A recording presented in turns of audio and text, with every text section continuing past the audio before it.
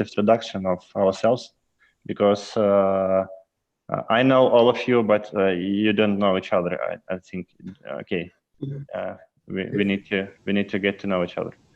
So let's start let's start with Julian. Julian, could you? Okay, those guys, they know you. They know your work, but let's start with you. Okay. For sure. I'm Julian Cole. I'm a strategy consultant at the moment. I'm based in Melbourne, and I used to be in America, where I was head of communications planning at both BBDO and BBH in New York. And now I run the Planning Dirty Academy. And I was in the Ukraine 2 years ago, and that's where I met Mikhail.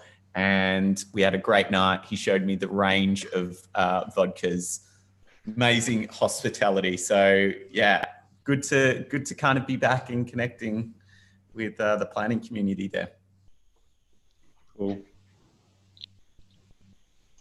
I can continue. Mm-hmm. Do you hear me well?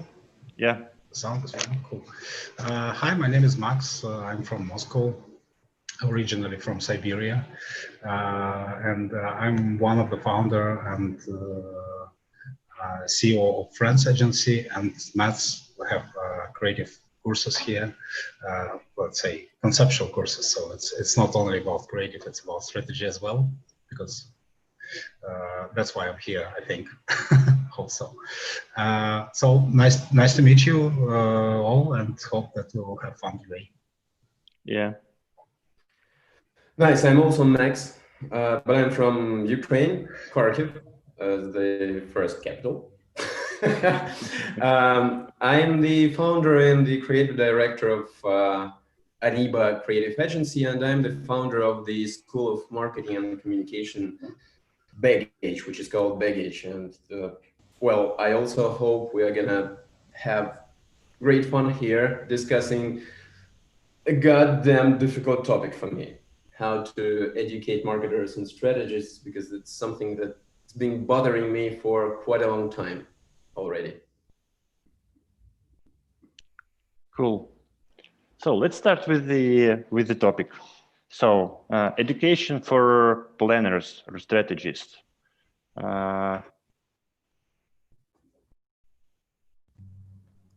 Okay. Educations for planners. So why do you do it, guys? I'll start. For me, I think that teaching has always been a way that I've actually improved as a strategist. Every time I've had to teach, and starting, I started on Skillshare like about 8 years ago, and my friend asked me, hey, do you want to do a course on Skillshare? It was just when the platform was starting. I was like, yeah, I'll do that. And then I had this weird realization of I actually don't know how I do what I do. And having to sit down and actually map out my process just helped me so much become a better strategist, because I really had to think about it and really see where the gaps were in my knowledge. So that's kind of why I love the education side of it. Wow. So, okay. Let's move on, Max. Yeah. Which one? Yeah. You go. Okay. So I'm not actually teaching a strategy personally. I mean, I'm one of the co-founders, but I'm not the curator of the course. We have many other talented people, much more talented than me in the strategy, who are leading the course. But I think there are different reasons. The first one that is that there are not many cool strategic people in the Russian market, especially among the young people who just came into the industry. And that's, I think, one of the main reasons. And for us personally, we always try to grow people from the zero, because we believe that they don't have these barriers, that you get when you used to work in the industry for a few years. So they don't have the stereotypes, and they open-minded more. I think this is the first reason. Then the second one, I think the strategic people are most underestimated part of the agency team in Russia, especially. There are a lot of agencies where no strategy at all, and we can see the result on our TV screens and everywhere else. And I think that this is our not like part of our mission, because we always try to educate the industry. We try to look forward and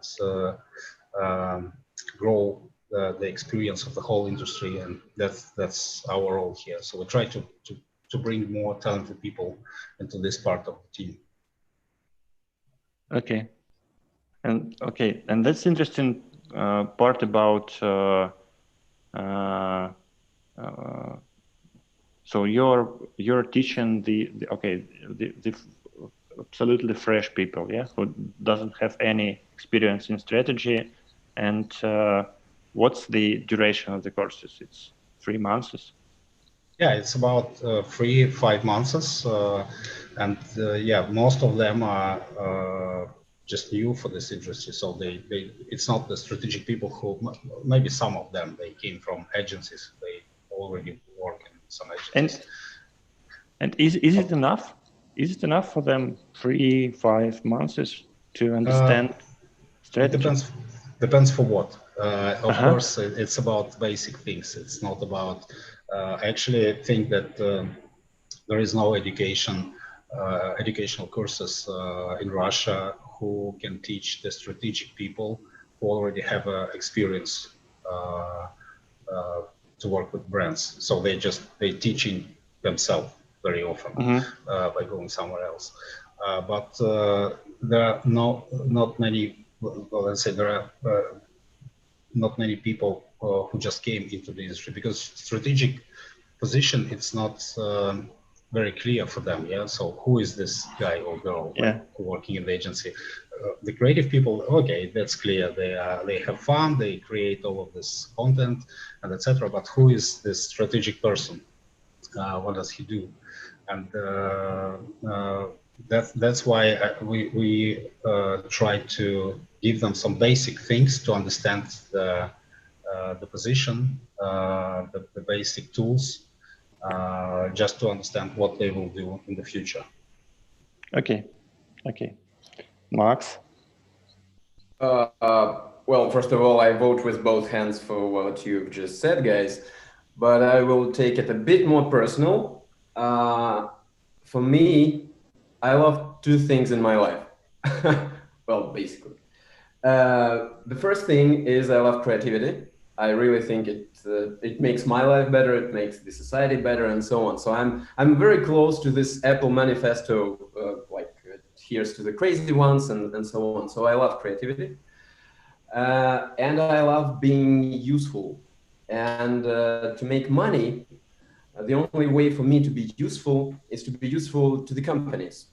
And one day I decided to combine those two worries, like my love for creativity and my life for being useful, into something that might help businesses through creativity. And for that, I understand that since I'm not the artist and we are not the artists here in the agency, our creativity should be very grounded, and it should be grounded with strategy. And that's why I decided to dive deep into the strategy, into this field. And now I feel the feedback from the business, and I want to make not just creative environment around me, but I want to make it useful. I want to make it working for both businesses and people in the field. And so I think strategy is something that will make creativity useful, will make creativity work. That's probably the personal reason for me to go into strategic education. But what I hear that strategy somehow is not so sexy as the creative part of the business. Come on! You haven't seen this is bad. We need to change this. But is it only our market, or Julian, or maybe in the US it's somehow different, or in Australia? So what's your experience? Yeah, I definitely think that creativity definitely rules the roost in America, and I would say in Australia, both places I've worked. It also depends agency to agency. So working between BBDO and BBH was actually a completely different experience. So at BBH, they really had equal weighting to the strategist and the creative. So they both sat in a room and they worked out whether the idea was on or off. At BBDO, it was the creative and then the strategist here underneath, and the relationship was completely different. So I think it really depends on the agencies. And for me, I don't really mind. I see strategy as a creative pursuit. The thing that keeps me interested in it is that it's so subjective. No one really knows what to do. We're still all trying to figure it out.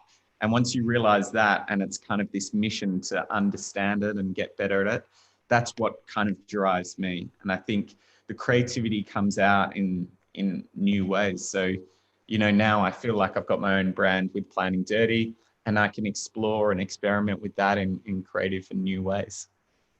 Yeah, you know, it's surprising when you tell us that nobody knows what to do, because here in our community, I know, strategic community or so on, there is the notion that over the ocean somewhere there are smart people who know how to do, and this is just we who cannot figure it out.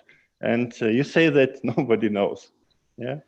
Yeah, it's true. And I had the same intimidation when I was going from Australia to America. I was like, whoa, I'm going into like the big leagues here. Australia is only, 10% of the size, and like budgets are so much smaller. I'm like, I'm going to be working with like extraordinary people.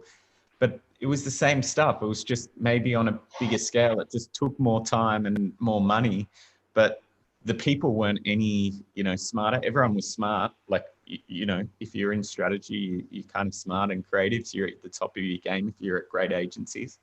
So the people were the same. It just, I think it's this thing we've got where we think other people have got the answers. But that's the thing I now know, is that no one has the answers. I used to say, had this saying where when I started out in strategy, I thought there was this special recipe that people had, like the 16, KFC, 16 herbs and spices, like the Secret Kfc Recipe. And what I've realized is like, there is no secret recipe. No one's got this secret recipe. Everyone's just got their grandmother's hand-me-down spaghetti bolognese recipe. And, everyone's different.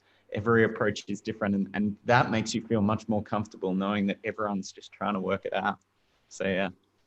Well, and thank you, Julian.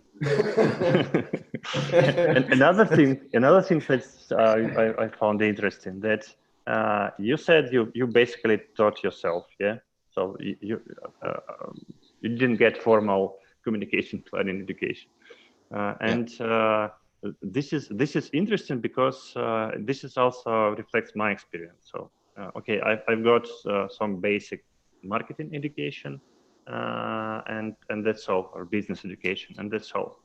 And then I had to figure out what to do, how to connect brand planning part with this advertising part.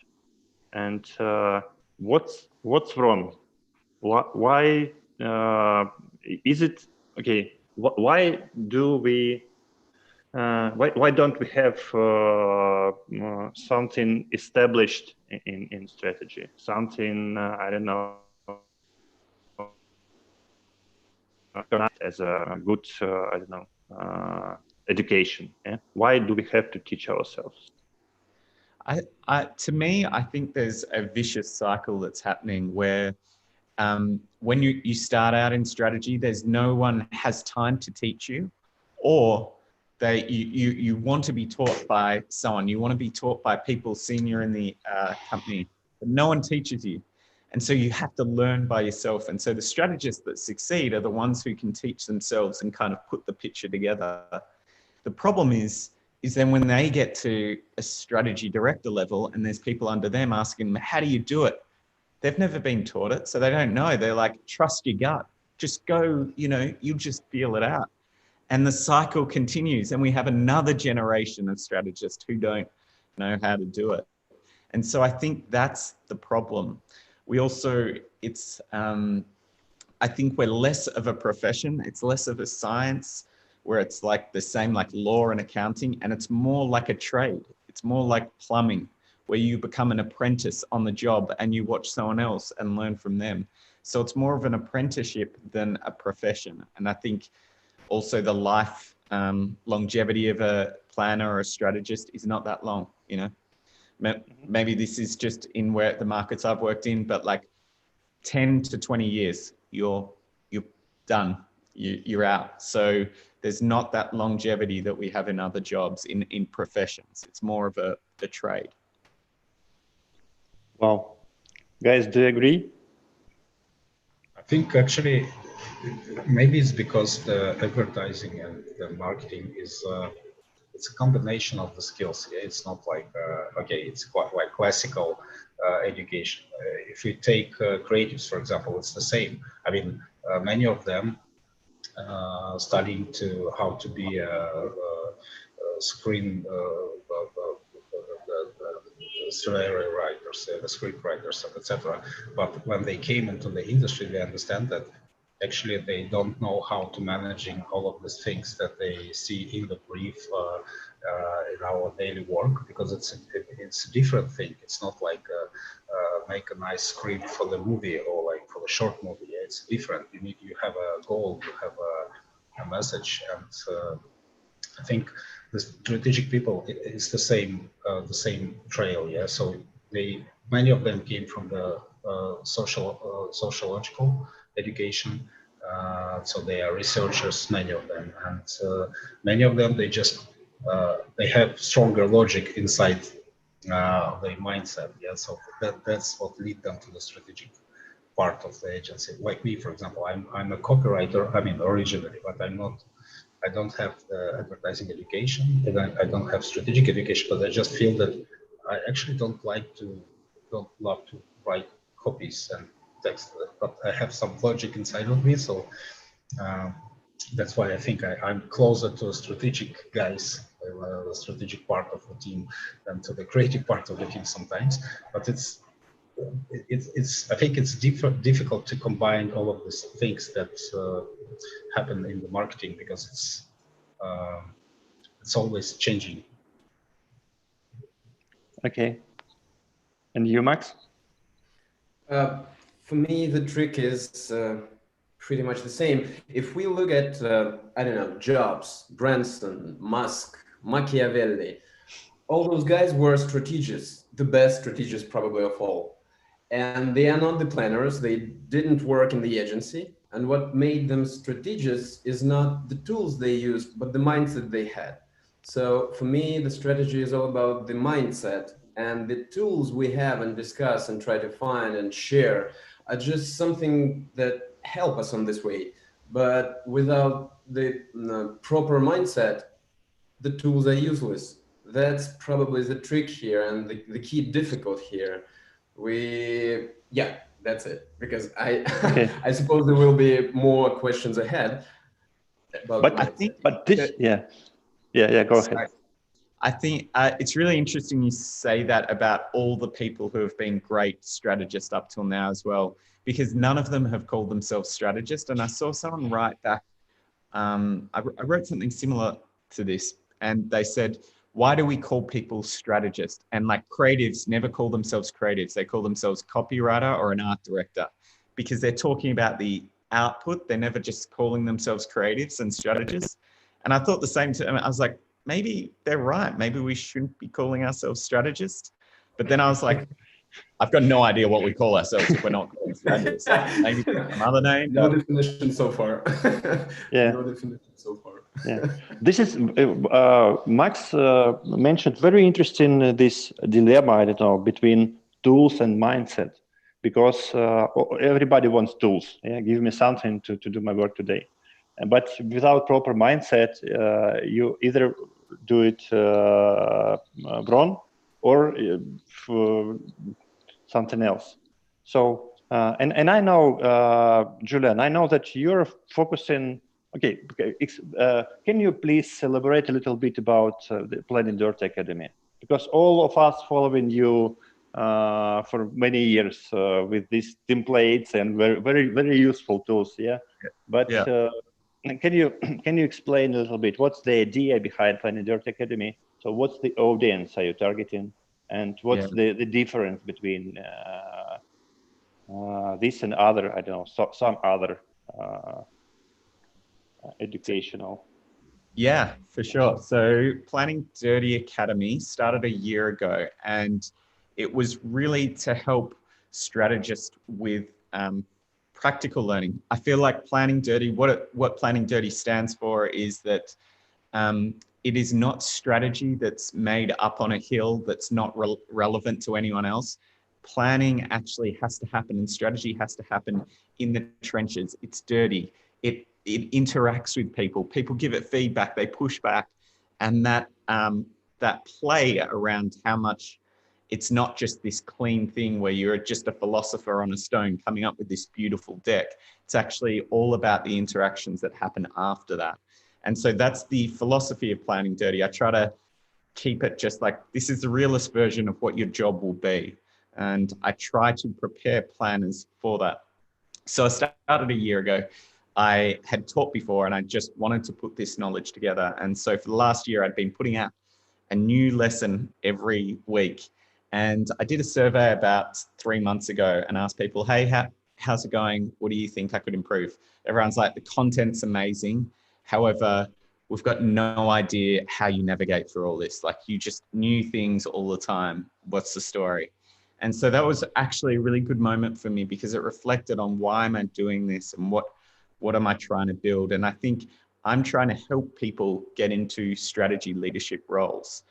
And that is different from starting off. Like, starting off strategy is one thing, but then to rise up through the ranks, what skill sets do you need? And what I identified is what I call the big T strategist.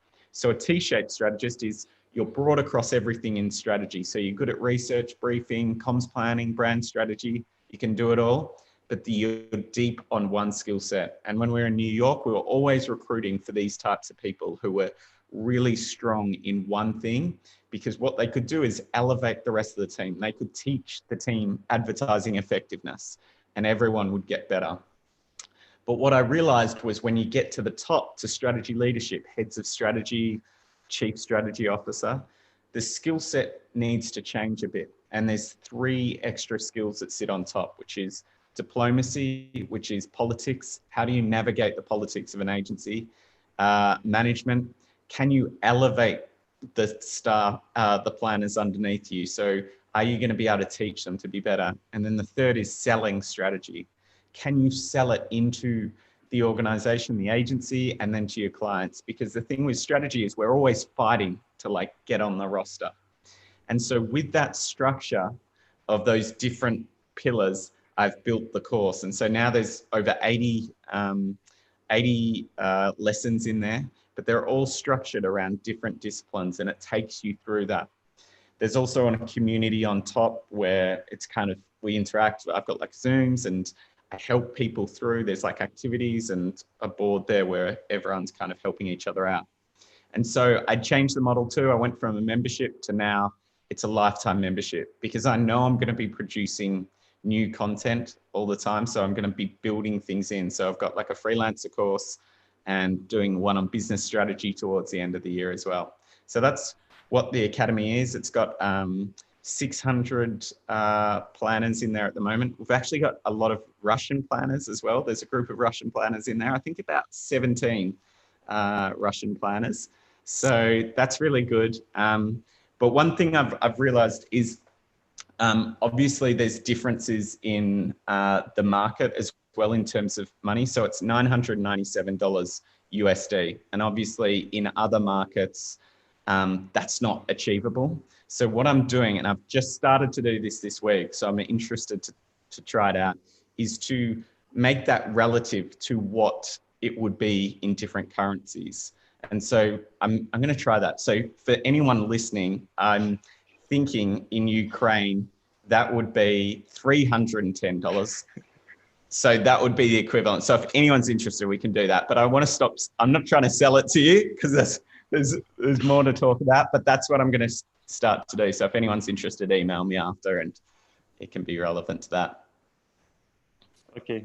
So, because it's a question which I'm interested in. What should we teach strategists? Yeah. What should be the curriculum for the, I don't know, strategy academy? Yeah. And you've built it based on your previous experience as a strategist and then strategy communications planning director, strategy director. And so should we, I don't know, should we shape our courses the same way, or should we, or is it open question? How should we, what should be the skill set, soft skills, hard skills, and so on? So can you say that you found the beautiful way to craft this strategy course or strategy education, or is it work in progress? It's a work in progress. Yeah.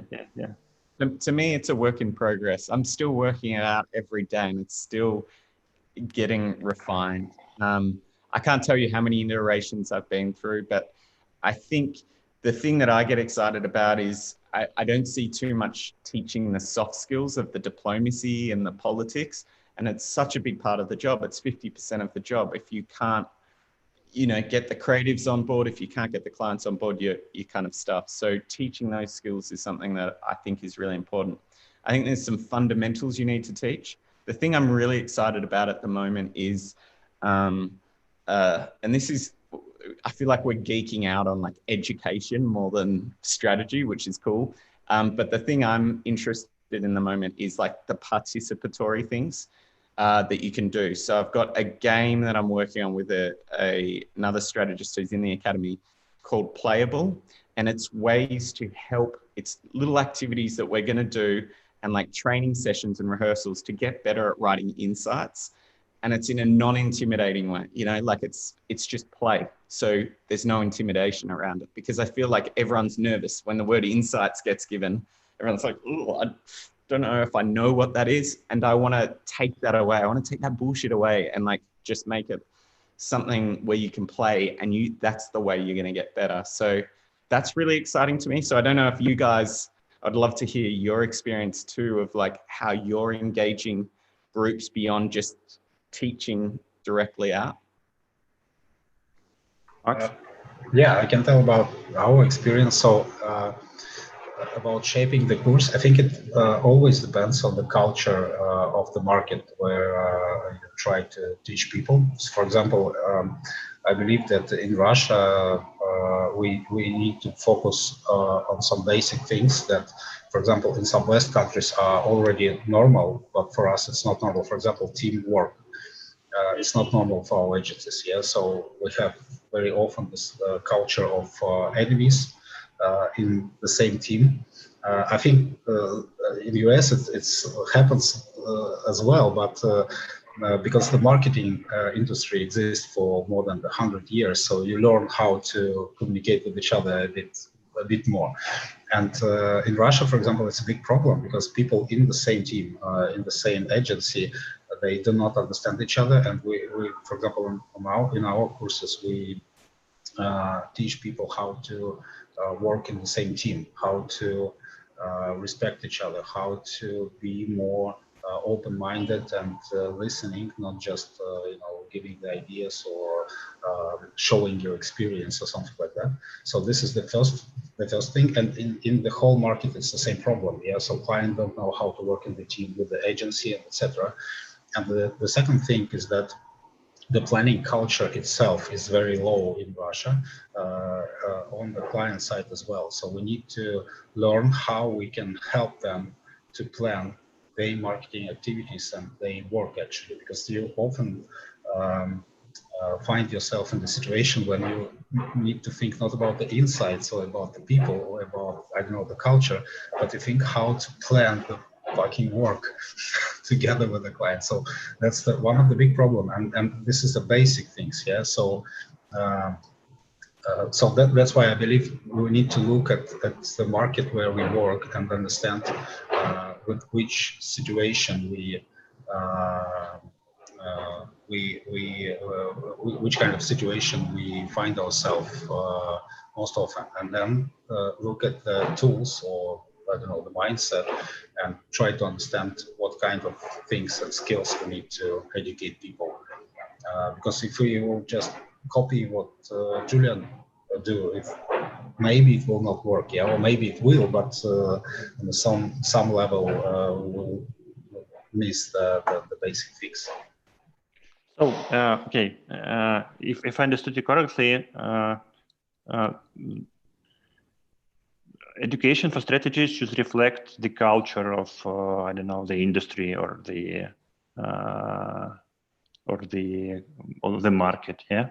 Yeah, because if you will teach them how to find great insights, but they will face themselves in a situation when client they don't want to listen about the insight, they want to listen about something else. Yeah, how to plan the whole process, for example.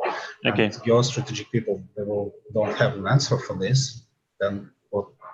Who cares what kind of insights you found?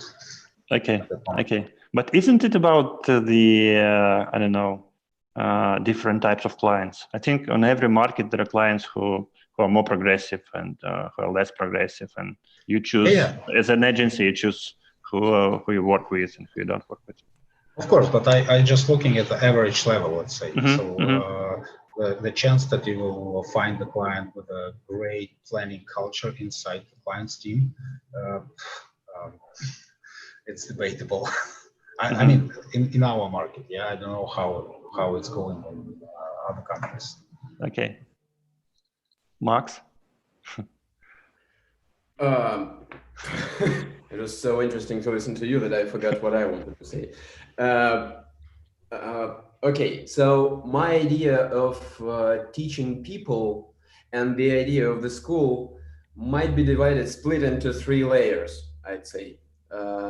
So the first layer of what we try to teach is, let's call it fundamentals, like business and marketing fundamentals. How does it work?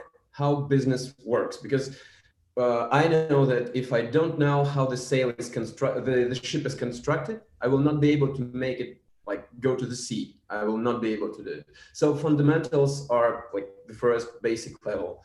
The second layer of what we try to teach is tools, frameworks, anything that might help people to do their work in this way.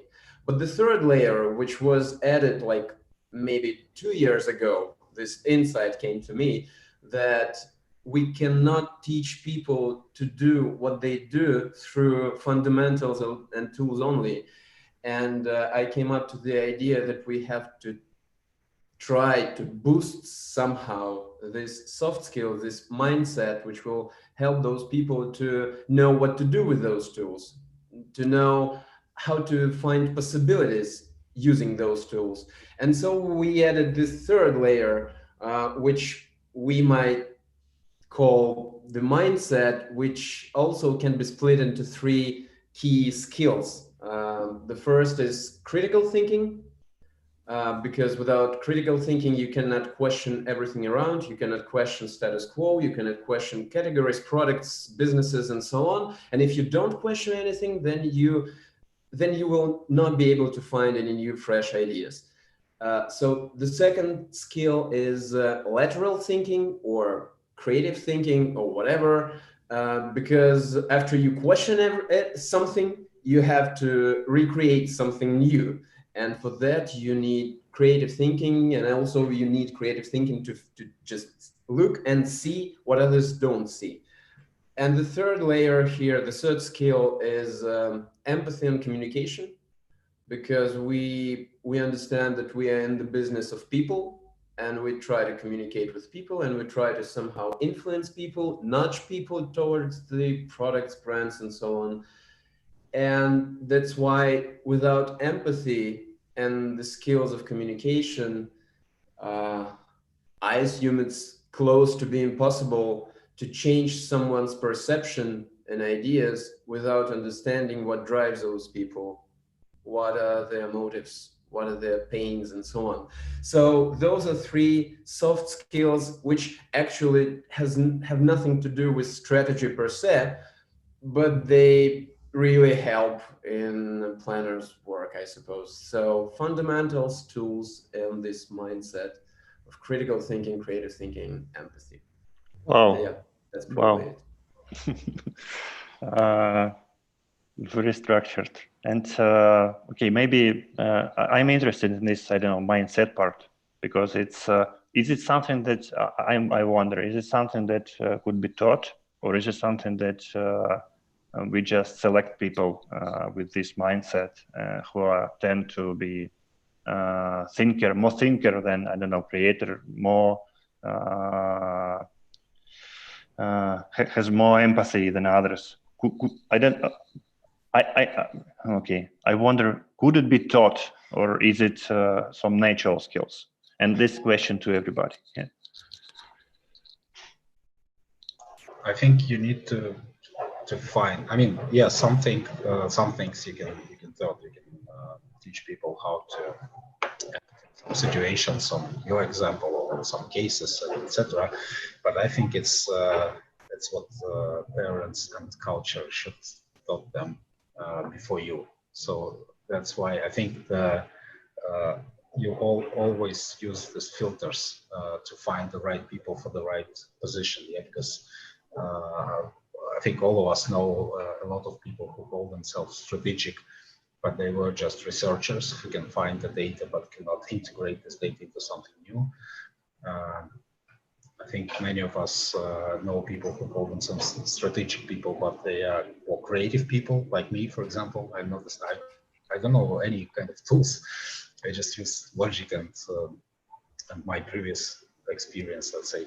So, but I think that this is role of the culture and parents and social institutes that this person goes through before he came to you.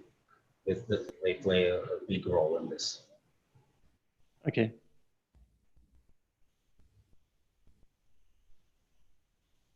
Beforehand, and the agencies, even when they get into agencies, the agencies you've worked at and the culture there will determine that. So I think it's not that you're born with it in your DNA. It's definitely nature and everything that's happening around you.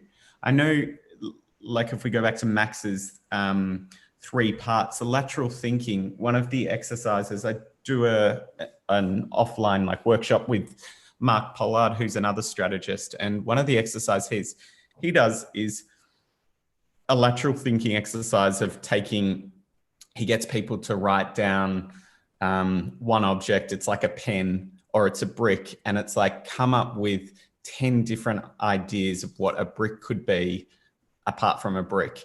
And the most dry, kind of straight people come up with the most creative stories. And then the next exercise is take 2 random products. So it's like a lamp and a water bottle. And it's like create a new product from those 2. And the ideas that come back, you just like, and you feel it yourself, you feel that transformation. You're like, oh, that's lateral thinking, putting 2 things that don't usually go together. And the amount of creativity that comes off that, it really shows you that everyone's got it in themselves. It's just you need to practice it and you need to know how to do it. So yeah, I really like Max's idea of those start where you go from like understanding the fundamentals to tools to then going into lateral thinking. Makes sense to me. If you talk about lateral thinking, I agree with Julian and Max. So that's thing you can teach. But if we talk about the mindset, I mean, for me, the mindset of the strategic people is, let's say, can you teach people how to love other people? And that's the very debatable thing for me. If you talk about strategic courses, that's what you need to have inside of you before you came to these courses. Or don't have, it's okay as well. I just think that there are many people who know the fundamental things, who know the tools, who really great in lateral and critical thinking, but they just don't love people, and that's I think for strategic people it's very important, like skill. Let's call it like this. Okay. For me, yeah. that is called a skill might be learned and taught. That's why it's called skill. In other ways, it would be called something else. And since it's a skill, you can teach it and you can learn it. The problem is that with those mindsets and skills we are talking about, it takes so much time, and it's such a chaotic, so far chaotic process for me that, well, not many people I know are ready to do it, to teach the skills. And so agencies, at least those I know, prefer to hire those who have the skills, and they are not really ready to boost the skills, to teach the skills, to wait for the moment when this newbie will be able to think critically, to think laterally, to think empathically, and so on. So you can teach it, but nobody wants to wait. Yeah. And I think that speaks to like a massive problem with advertising too, of like inclusivity, because you get the same people coming through. And I know this may seem hypocritical for men speaking on a panel about inclusion and diversity, but that is the problem too, that when you get just hiring people because, yeah, that person gets it and they know it, we just get the same people cycled through. So we don't get any of that fresh thinking. We don't get different perspectives. And I know that's very present for me because it's such a big topic in America and Australia right now. Mm-hmm. Inclusivity. I just also wanted to talk a little bit about so we started with the strategy, advertising strategy, and there are some different terminology. So there is brand planning, communication planning, account planning, strategy, and so on and so on. And I just wonder are there some established, I don't know, understanding what means what, and or is it, I don't know, market specific, or maybe it's just agency specific. So what are we talking about? What are we talking about? I can speak from my own experience because I came as a communications planner, and into a lot of agencies are like, what the hell are you? Why do we need another planner? We've already got a brand planner here. And there would be a lot of clashing. So for me, the difference between planning and strategy within an advertising agency is nothing, is not much. To me, I'm not seeing much difference. This is my personal opinion too. It's my own hot take, because I know people love to decipher the difference between planning and strategy. But in a creative agency, the output is creative work. That is the final output. So our job is to make that happen. The final output is not a strategy document, or at least that's not, nowhere I've worked has that ever been the final output. It's always been creative at the end. So to me, it's planning, strategy, call it what you want. I think it's very funny because in different countries, other things become really hot. So like certain places, everyone's called a strategic planner because they're like, I'm like, that's two things saying the same thing. They're covering bases of both places. I don't know.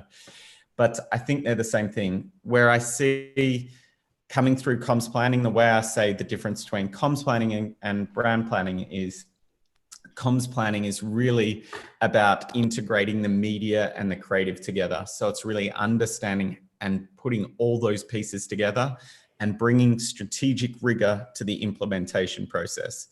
So the comms planner very much comes after the creative idea. So brand planner is coming up with whatever the brand strategy is, and then the first creative brief. The comms planner is working shotgun. They like help and support there, but then they take over on the other side and help to integrate the campaign, put all the pieces together and work all the media in together. And so that's what it was. But it's interesting that discipline comes up and down in favor as the world changes. So when the world gets more difficult, like when there were a proliferation of channels between 2008 to 2014, comms planning, very popular.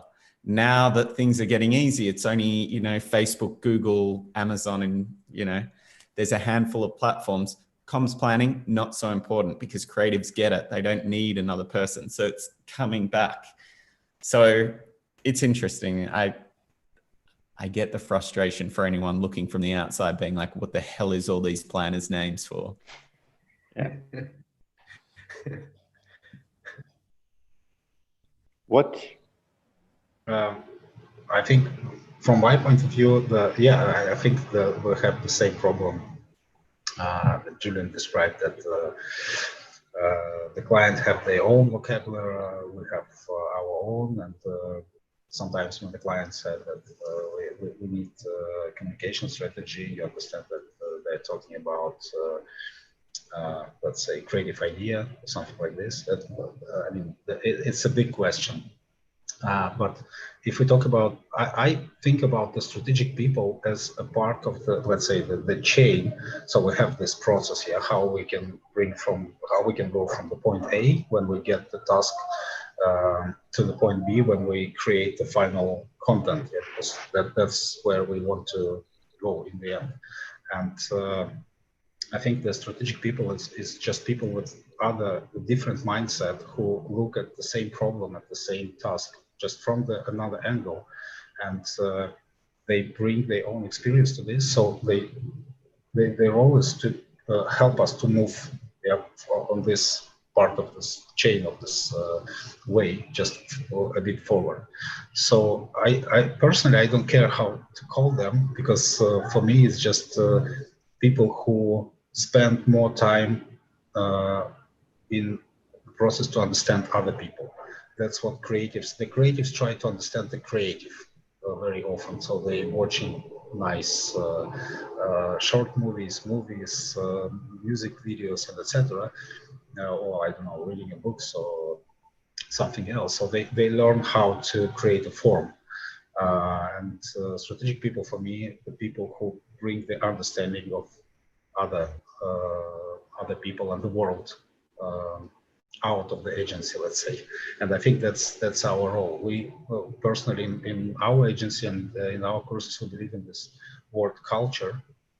So we think that that's our role as the agency, to bring the understanding of the people's culture to the client's mindset, because that's what clients, they have a lot of data, and they call people consumers and customers, but they don't know about them much as about humans, let's say.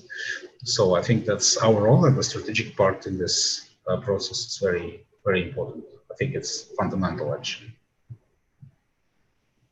Great, Max.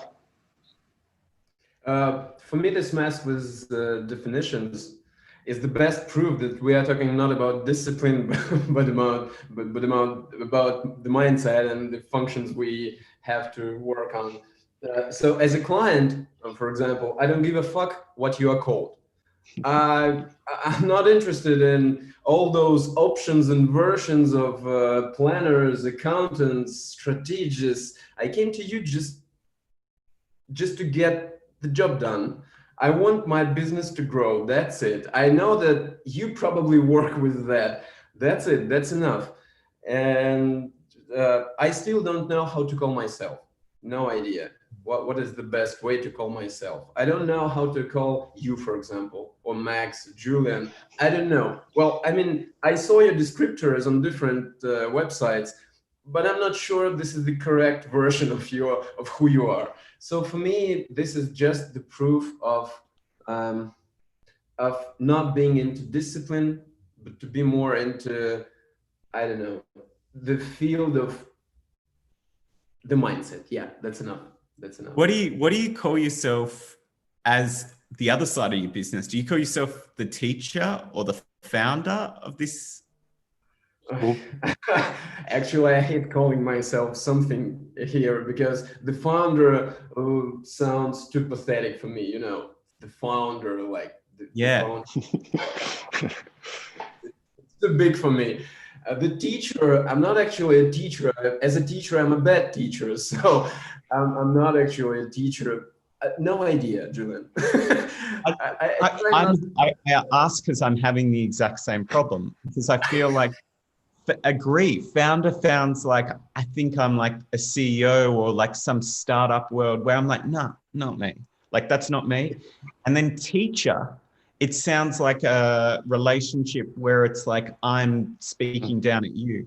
Where what I like to say is like, I run the Planning Dirty Academy and talk about the members. I don't call them students because I feel like they're planners. They're like full-time workers. They're smarter than me, you know, in a lot of things that I don't know, and they're going to teach me.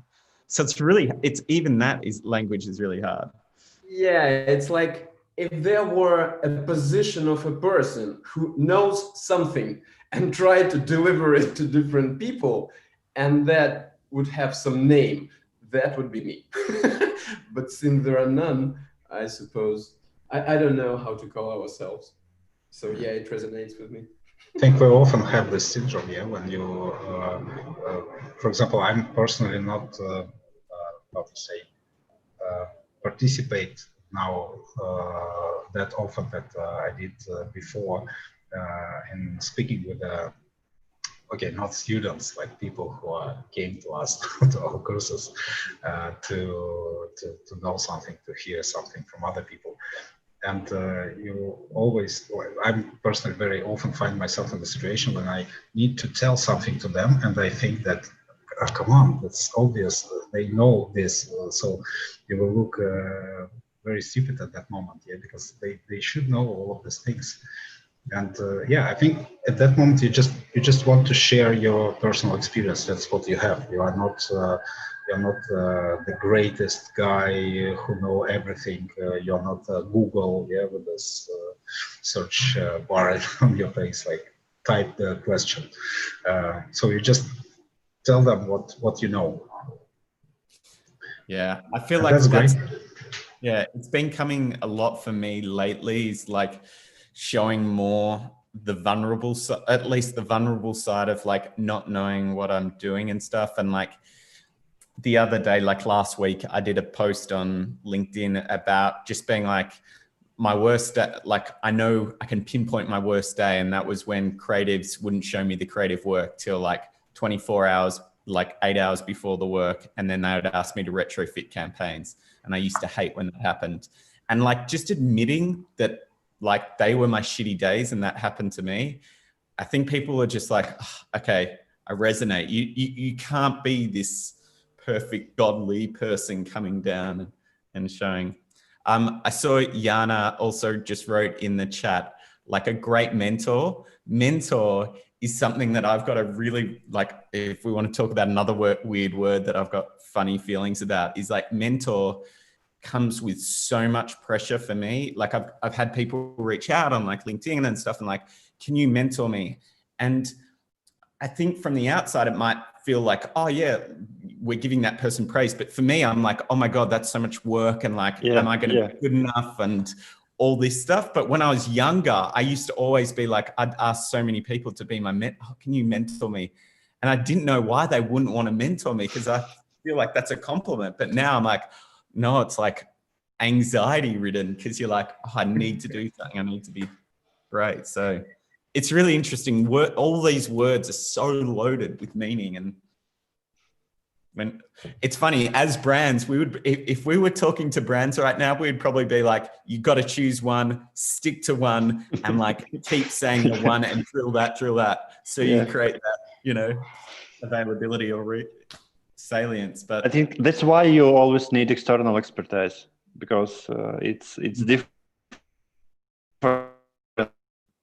about your own I don't know, situation and other people's situation.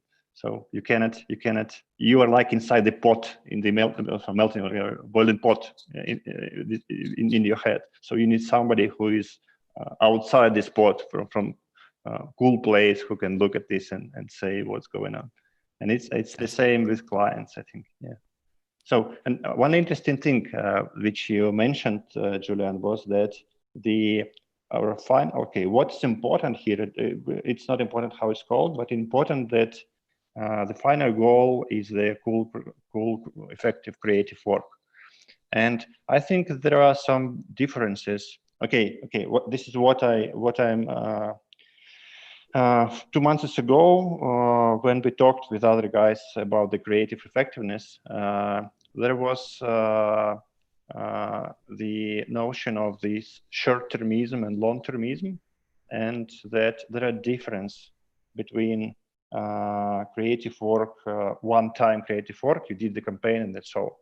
And then you work with client for 2, 3, 4 years. Because it's the latter, then you really can see the effectiveness of your strategy. Because you need the business, it's kind of business cycle, 3-5 years to see is it effective or not. And my question is, can we prepare somehow people? Can we help them to learn the skills needed for this long-term work? I don't know. And other differences between, can we teach this? Can we prepare this? Can we focus on this? And should we? My question. I think you definitely should focus on it. I've actually got like a pretty, maybe not a controversial point of view. When you hear it, you're like, yeah, that makes sense.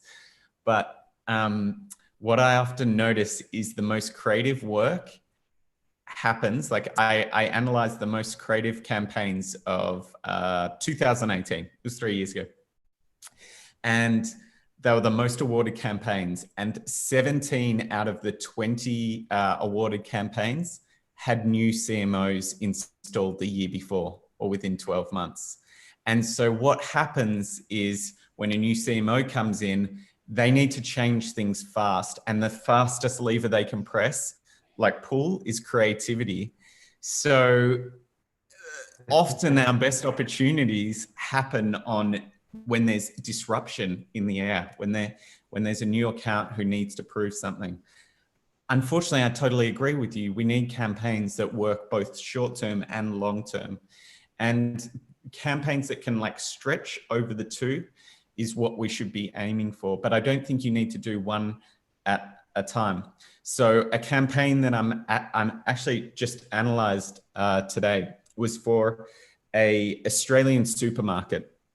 And this Australian supermarket's called Coles. And I'm sure you'll have an equivalent in Ukraine.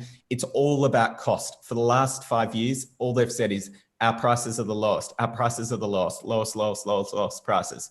And what they've been doing is very short-term advertising, which is feature-based. What is your feature? Well, we're the cheapest in the market. Now, that positioning is very easy to defend when you own that attribute, but it gets on shaky grounds in the long term, because how do you know that you can continue with that positioning? And what's happened in the last year or 2 years is Aldi has come in and they have displaced this brand as the cheapest. And so now they're stuck with, they can't just talk about cheap. They need to talk about something bigger. And the campaign that they came up with is really smart, I think. And it's called Value the Australian Way. Value the Australian Way. And what it means is it's speaking to a higher order benefit. Like, what's the benefit they were trying to go to? And the way that you get to the benefit is you look at the problem first. Like, what's the biggest problem that most people are facing in Australia right now? In Australia, we are in the hardest restrictions, like one of the hardest in the world. I've been in restriction for 90 days at stage 4, which means I can only leave the house for 4 reasons, like supermarket, doctor, blah, blah. So everyone is isolated. The Australian spirit, down, really far down. And what they've realized is the problem is that no one's going out. What we all want to do is socialize. Like other Australians, we love to socialize. We love to go out. We want to be outdoors. And so what they've realized is they've attached themselves to that, because what they realize is food is that connector. Food brings us together. Food is like really close to those social occasions. And so what the ad is just showing all these social occasions of people, outdoor parties, everything that I really want right now. And they're associating their brand with that because they're a supermarket. They can give you all those experiences. And they've attached them, you know, the name Australian Way, like value the Australian way. But what the campaign is really smart in is that it can speak to that higher order benefit of social, outdoors, and bringing people together through food. But then because it's value the Australian way, you can talk about value, you can talk about cost, price cutting, you know, all those messages still, and talk about like value of a picnic meal where you can take your friends out with you. So that to me is like a great example of both a brand that's gone from just short-term thinking to both a long-term and short-term message in one campaign. So I think there's a way to do it. You just need to think between like what's the product benefit and features that you can ladder up and down to. Sorry, I know I spoke a lot there, but it's just that's interesting. Yeah. So Max, maybe you have something to add to this long-term thinking and long-term difference between, I don't know, teaching long-term effectiveness and short-term. I think that's what I'm already saying about the planning process. So for me, it's the one part of daily work of strategic people is how to think about the campaign itself, and the another part is how to think about planning work together with the client, how to make the one team of these two different teams of different cultures. And I think that's the second part is leading us to the long-term relationship with the client, not the first one. You can be the great on the first one. Later, let's say you can bring a great campaign, a great insights, and etc. But if you don't understand the client's culture, how they planning their process, you will never build this long-term relationship with them. It's very difficult because you came with a let's say great result, but in the wrong time. For example, if you don't know how they plan their work, and that's what. And for the creative people, it's okay to don't know about this, but for strategic people, because it's about longer period of brand's life, they need to think about this together with account, for example. So that's for me. Let's say if we call strategic people strategic planners, so the first word strategic is about campaigns, and the planner is about planning their work together with the other participants. So I think we need to maybe we cannot teach them because there are a lot of models, and it depends on the brand, the company culture, etc. Like many different options. But we can teach them how that they need to think about this. They need to keep it in mind that you can be really great on the strategic level, but if you are not great on the planning level, the work planning level, you will lose at that moment. Cool. Actually, you've said so much more than I could possibly add here. So, yeah, I disagree, but the only thing I can add is that I try to make people believe that thinking both ways, like short-term campaigns and ideas, and long-term campaigns and big ideas, and trying to stick them together and try to think about something small, even when they do like a calendar or, I don't know, a business card or one billboard, one poster.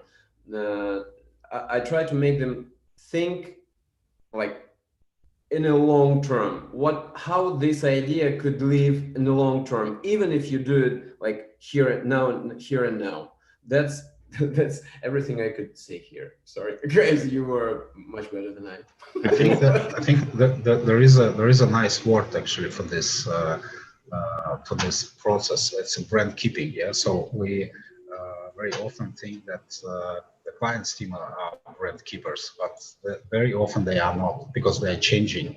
And that's why we need to think about ourselves as a brand keepers, and not only strategic people, but account people, and creative people as well. I think that then we have this inside responsibility for what we are doing with this brand.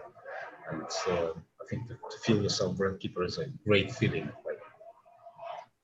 You know, the other problem I think is that like long-term brand building stuff work often gets shorthand to the manifesto film or the brand video. So that is often what people are saying as like a bit of a caveat for like, yeah, long-term effectiveness work. We just don't want to have a sales message at the end of our piece. And I think this really shoots us in the foot, and having that planning up front. And that's what I've always thought is like having the budget up front and the conversation about budget up front is really important, because I've been a part of too many campaigns where we've said long-term brand building and we do amazing manifesto film that costs all the budget, you know, millions of dollars, and you've got this beautiful thing that's 3 minutes long. And then there is $0 to do anything else for the rest of the year. And it doesn't have that balance. And I think if you can have a conversation up front of saying, hey, we're only going to spend 50% on this, and then we're going to have all these other pieces that are going to support that long-term vision and show how it weaves in between. That's the key bit that we constantly miss as agencies. And I think that's where the trust also probably goes out the window, because they're like, you guys just wanted to make a 3-minute beautiful film. You didn't want to help us on this long-term journey that you were really talking about. Okay. And we are late a little bit, so I have one last question. And I want to ask you, what do you think? What is the one? Okay, if you can teach somebody just one skill, just one skill, and then this person will go to the agency and try to build a career as a strategist or planner or something else. So in this area, so what skill will you choose? And I can answer with my experience. So I would choose. Okay, it's I will choose insights, whatever it means, and finding insights. So finding this intersection of cultural brands and people's truths. Okay, whatever it means, and changing the perspective and finding the value. So insights would be my answer. So could we choose any skill we want? Any. What's the most important thing that? Yeah, what's the most important thing you? Yeah. Well, okay, I will talk for myself. If we can take any skill, even if we don't know how to teach it, that would be probably curiosity for me.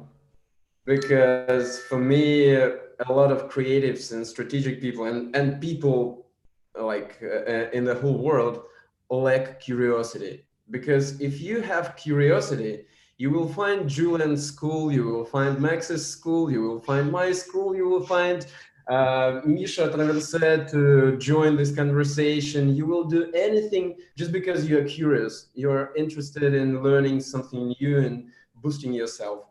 If you don't have curiosity, nothing will work, I suppose. No skills, no tools, nothing will help. You will just be a boring fuck. So for me, this one skill is curiosity. Would be curiosity. Cool. I will try to choose between two. The first one is I don't know, again, is it a skill or not, to love people. So, because I really believe that we don't have a lot of love inside the agencies, inside our talking about people always saying that our clients don't love people. They think they are customers, they're stupid, they try to create something really bad in the content, etc. But I think that inside the agencies we really don't love people. we love ourselves very much, but we very rare love people who are outside of the agency for whom we work actually. Yeah. And another one is I stuck to this word culture, because I believe that the great strategic people, they are guides to the culture, our guides. Yeah, so they like. I remember this old tale about Danko. If you remember this, in the school program, there was a book about Danko who take his heart out of the body and use it as a lamp, as a beeper to show people the way. So I think that's the strategic role. They are our beepers to the people's culture, and I believe that they can lead us there, and that really help us to create something great on the creative level as well.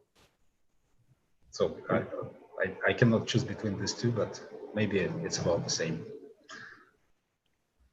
I feel like I'm very close. I'm almost gonna I hate when someone does this, but wrap like a couple of those together, because I really like the idea of love in an agency, because not only to me, my one is like observing and being able to read people, read what's happening in the room, whether that's with consumers or whether that's with an agency, because that's the biggest skill that you need. And hopefully emitting the positivity that's needed in those circumstances. Because I agree, there's a lot of advertising should be fun, and you gravitate around the people who make your job lighter and easier. You know, it doesn't matter what department they're in, production, account, you want to be with the person who makes you feel great. And that's the person who can read the room, lift the mood, and go from there. But I think the other side to what you guys are saying is also being able to read the room with consumers, really understand when they're about to say something that's interesting and dig in there. So reading the room maybe is my answer. Do you know what I actually thought the first question was what is the skill that people could walk away from this webinar and take back to their agencies? And I had an answer for that one as well. So I don't know if this is the one thing that really changed for me, is the idea of visual and verbal words. Have you heard of this? There's verbal words are words that have got no visual attached to them. So something like engagement, transformation, where verbal words are things like butterfly, lamp, an apple. And what a strategist needs to do is take less verbal words, and they're all what business, we use them in business all the time, and use more visual language. And for me, that was the thing that just upped my quality overnight. And it's such an easy change. And naming things is the other thing. And those two kind of go together. It's like if you've got a process or a strategy, you need a sticky name that people want to say. A saying I had a strategy which was your work, your commute, the commute dominoes, which was all about your commute actually impacts everything else in your day. And just dominoes, you get the visual, you get that, the commute's going to be stressful, then stress goes everywhere. And just having that handle helps people talk about it and remember it. And it's all visual language. So that was my one thing. Well, I know that wasn't the question, but I was I want to share that as well. Thank you. Thank you. Everyone. Yeah. So I think, okay. Yeah. I'm sorry, just one question, because you've never answered a single question yourself. Because it's my privilege as a host. Sure. Yeah. But still, just one question. Why are you in strategy? I think it's the only thing that keeps me alive. I mean, because it's the most interesting. I think, Max, you're here. Yeah. I think it's not about strategy. I think it's about business.